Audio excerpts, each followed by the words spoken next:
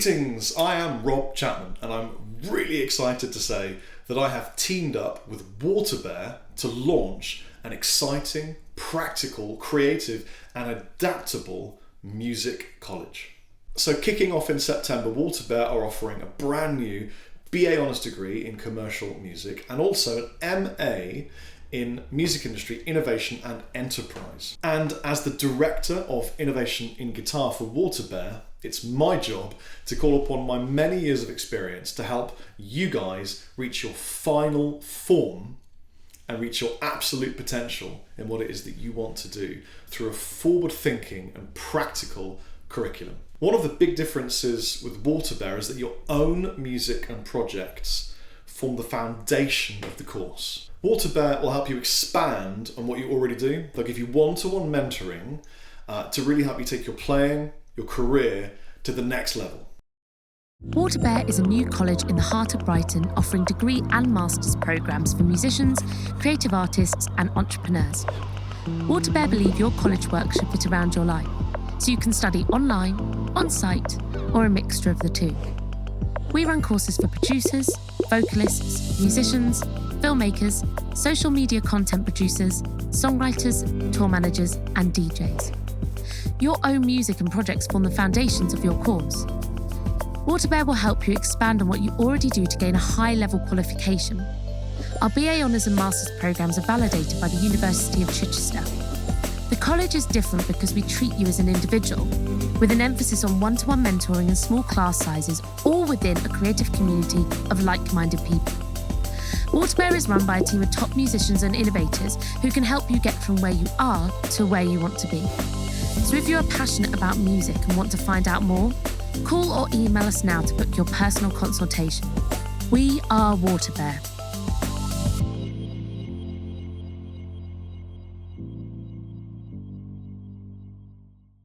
So because we really think that your studies should fit around your lifestyle, be involved in that and not the other way around, which is really impractical, you can either work on this remotely via a web portal or literally in front of us at our facilities in Brighton. Classes are limited in size and applicants are really put through their paces, so not everybody who applies will get through at all. But the guys and girls that do get through will absolutely be creatively challenged, and it's just going to be an incredible experience for you. So lastly, and probably most important of all, when you leave WaterBear, you will have a completely deep understanding of the industry as it stands right now and where you fit into it. So you won't leave thinking, I don't know what I'm doing now.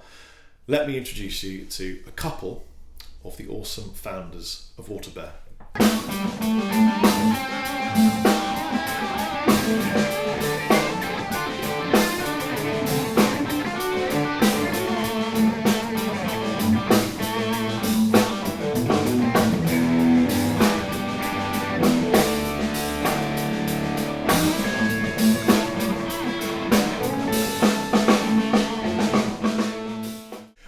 Believe it or not, it's the first time they've played together. It is, isn't it? Yeah. And we've known each other for 20 odd years. Bizarre.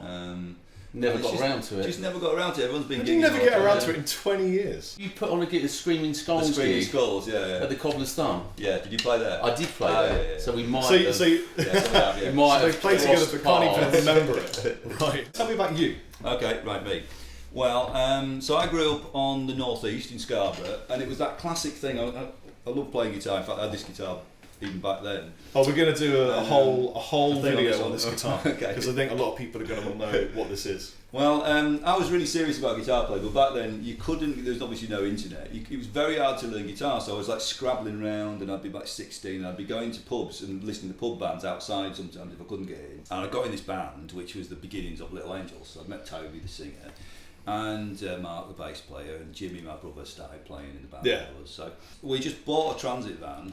And we got out on the road, and I never went to Leeds College of Music. We just spent our youth in a transit van. And, you know, looking back, there was a real spirit of adventure, and there was absolute kind of determination to do it. And it was also underpinned with this complete belief that our band was absolutely brilliant. If you're a band, you need to think that you're the best band in the world. Yeah. Because otherwise you're not going to have that confidence on stage to deliver the job, you know. Well, if you're not, it's like your guitar playing. If you're not into it, no one else is going to be. That's you know, right. You know, so it was the same, but we weren't troubled by any self-doubt. Okay.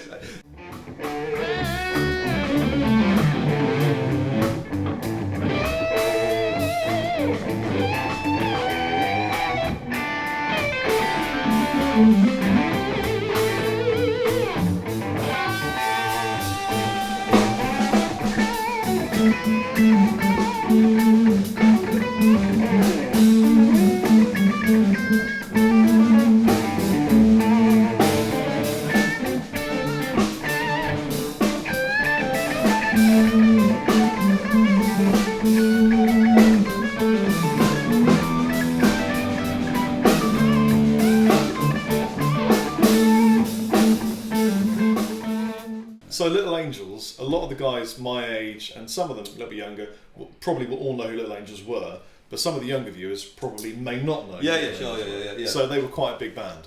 And well, it was of an era as well, Rob, because you know the thing that where you had a stroke of luck because Bon Jovi just suddenly became the biggest thing on the planet. Yeah.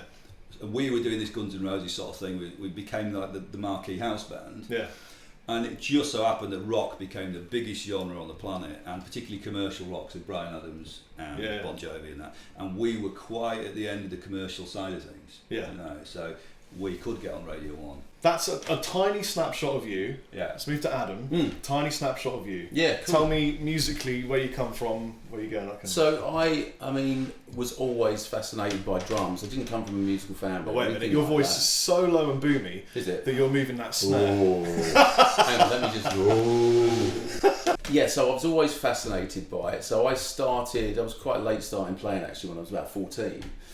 And I kind of went through school, and then I couldn't go pro. I had to go and get a job. I left school at 15, got a job, and who I was working for, the company put me through a degree course, and I realised that I could do a degree, spend a bit of time doing some college work, and the rest of the time I could practice. Right. So literally got all my chops together while I was doing a degree in sort of engineering. That's great. And then right at the end of the degree, I got this gig with a guy called Phil Hilborn, who people might know.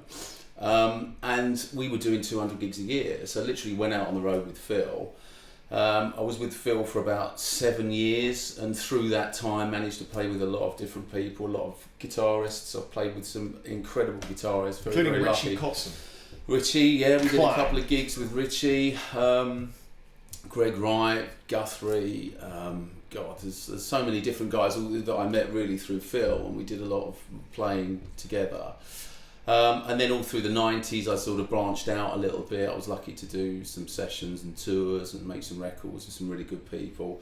And then I sort of got into music education. I was always into the sort of the learning side of it. I was really lucky to have private lessons with a guy called Bob Armstrong, who was the UK's, I would say, premier drum tutor. He died sadly last year, which was a great shame. But I had 7 years with Bob.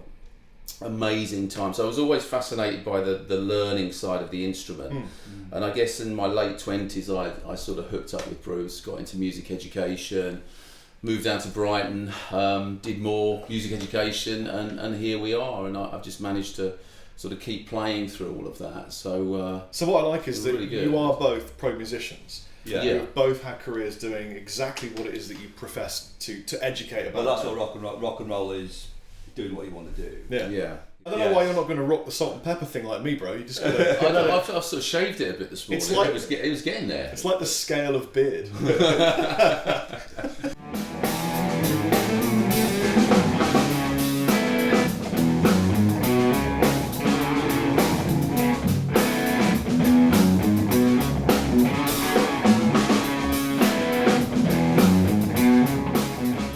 As you can imagine, I meet loads of students from BIM, from ACM, because I go to Guildford and I live in Brighton. And a lot of the guys that I meet are having a good time, but they're not engaged. They don't really care about going to the ACM or going to BIM. They've kind of lost a little bit of the love. And I'll never forget when I went to the Guitar Institute, which is now the ICMP. I was shaking with excitement to get through the door. The entire year I did my diploma, I was like, oh God, I can't believe I'm here.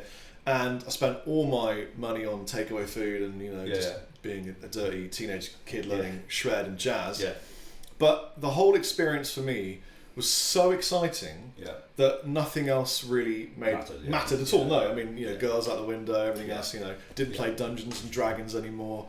I didn't, And for me, it's a bit sad that some people would save up money, go to a school, and then not have that, oh my God, I can't believe I'm learning at this school, the teachers are amazing, the faculty's cool, I'm going to come out a great guitar player kind of vibe. I mean, it's available. It's very available now because of student loans and stuff. It's still a big commitment, I think that. I would also say to young people, you've got to take this seriously because it's a big load of dough here. So and there's got to be a respect for that. And also, I think it's treating people as an individual because the way the world is now. When we set up ACM, when we set up BIM, it was about being an Uber specialist. You might want to say that again because a lot of the viewers won't know that you did that. Well, I was there with Adam actually in the very early days of ACM, and then ACM went through a little phase where it started to get interested in the TV shows, the kind of the X Factor type thing. It wasn't my scene at all. So we had this idea to be more about empowering the artist. That was really important to me. That you don't plug into Simon Cowell's machine because that's that is what it is. I don't want to plug into Simon Cowell. No. Not many people do, I don't think. No. So, but it was about artist empowerment. So we set up BIM, but you had to, back then, this was like 2001. You had to be amazing at guitar, or amazing at drums, or amazing at songwriting. You were a specialist. But now we've had to rethink that completely because everyone does lots of things. Everyone's a content maker. You need lots of things, lots of pies. You need to make money from lots of different areas so that you can survive. I mean, if I wanted to just survive from YouTube, I could pretty much do it. If I wanted to just survive from my bands, I could probably make a go at it and make it work. But if you've got together, then you're absolutely safe, and you can have a family, and you can have a life, and not starve and eat potatoes for a month like I did once.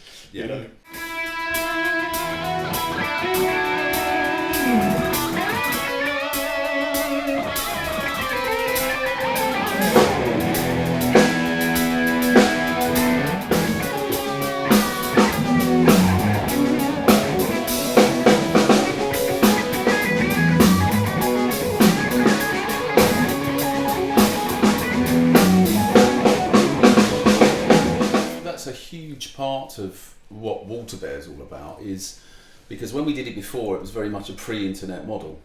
So I would, I'd get students in my classes and I'd be getting out a DVD of Vinnie Colaiuta and go, look at this guy, it's amazing, they'd be like, wow, it's incredible. Well, now, people know what he's had for breakfast. They know everything about him. So that learning is out there, knowledge is out there. It's free now. Yes. So the really important thing is being able to develop the skills, but use them to create a career, and that is not an easy thing to do. And everyone's different, that career. It's exactly as you described. It's like this. Imagine a Dairy Lee cheese, right? And it's like a pie chart. And each of the triangles is an income stream. Right. So you've got defined income streams. And the genius thing is that they all support each other. Yes. Yeah. So they all push and promote each other too. So the YouTube obviously helps to promote my guitar company or my bands, and the bands help to promote the guitar company and everything else that I do. So all interfaces and it's beneficial. What I really like is that both of these guys are essentially traditionalists, but that you've kind of married with the new age and taken on an understanding of how empowering it is to use new media. I don't think anyone's got any business writing a music degree unless they've put a record out or done some touring that year. Right. That's a really good point. What you're trying. Yeah, because you have to be relevant, don't you? So then, one sentence from either of you, from both of you. What does WaterBear stand for to you? It stands for flexibility, and it should fit around your guitar study. Needs to fit around your life, not the other way around. And what does it stand for to you? A completely modern way of learning how to exist in the music industry, developing the right skills. Right. Yeah. You both did that really well. Oh, right. It's almost as if you do this professionally and have done for many, many years.